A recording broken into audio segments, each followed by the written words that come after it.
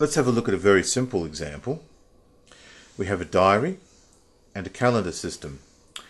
Our clients tell us that they have a number of mobile phone applications, each of which need a diary and a calendar.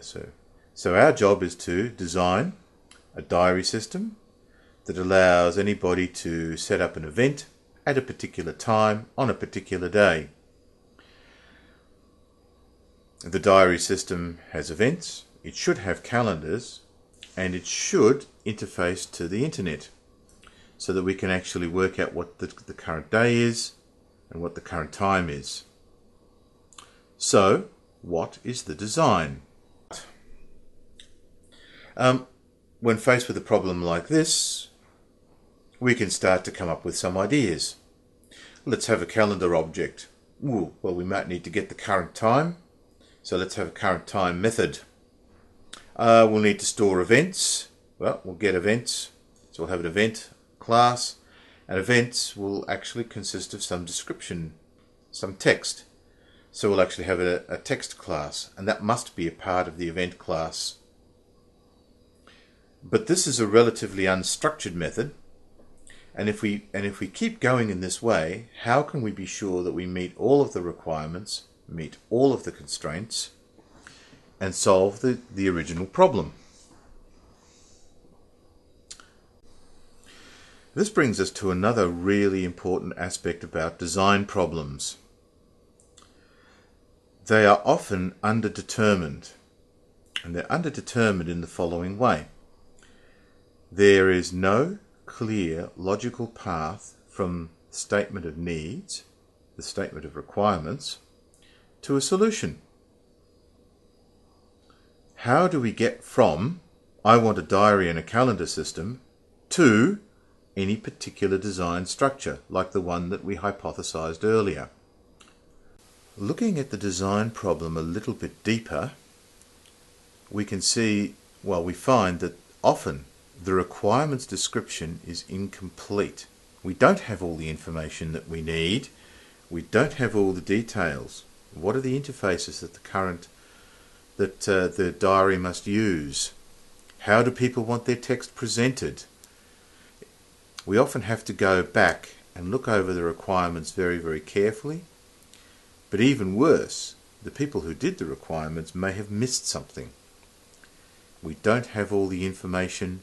Requirements descriptions are incomplete. The other problem that we typically face when we're looking at a design problem is that the requirements and the design come from completely different conceptual worlds. Requirements are often focused outside. They look at describing what's actually there. They want to take into account the needs, the feelings, the desires of the stakeholders. Designs are technical. Designs deal with data structures. Designs deal with the way that the system must respond to meet the needs. And if we look at these two things together, the fact that the requirements are incomplete and that requirements and design come from completely different conceptual worlds, then the problem of solving the design problem often requires leaps of creativity.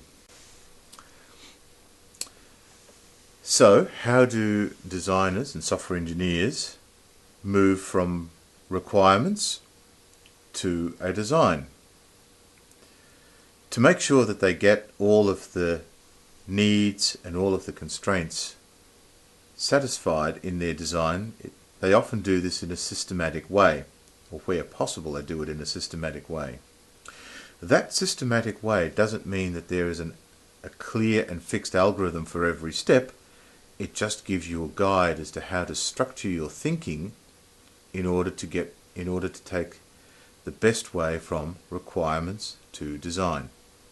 For example, most modern design methods, object-oriented design methods, advocate the use of use cases as a first good step. This is an example of a use case diagram. Each of the bubbles represents a task that the stakeholder, in this case the client software, called an actor, will need to undertake. In our use case diagram, we've chosen a number of different activities that our diary and calendar must take. Creating a new diary, creating a new calendar, deleting a calendar, updating a calendar, deleting an event, and so on. So when we start breaking the system down into these kinds of interactions and these kinds of tasks, yes, we're doing analysis, but we're already starting to do design. When we look at the tasks in detail, they will each involve a sequence of steps that the client software will do with our diary and calendar software, and we can take those steps and break them down further until we know how to implement them. And this is the essence of most modern design methods. Start with requirements and keep breaking things down until you can see how to implement them. In this subject, we'll be using object-oriented methods mostly. They use models, abstract artifacts or abstract notations to try and capture requirements and to develop designs. Object-oriented methods try and bridge the gap between requirements and design by bringing the conceptual world of requirements and design closer together using the same notation. But be warned, there is still a lot of creativity to do and choices to make along the design path.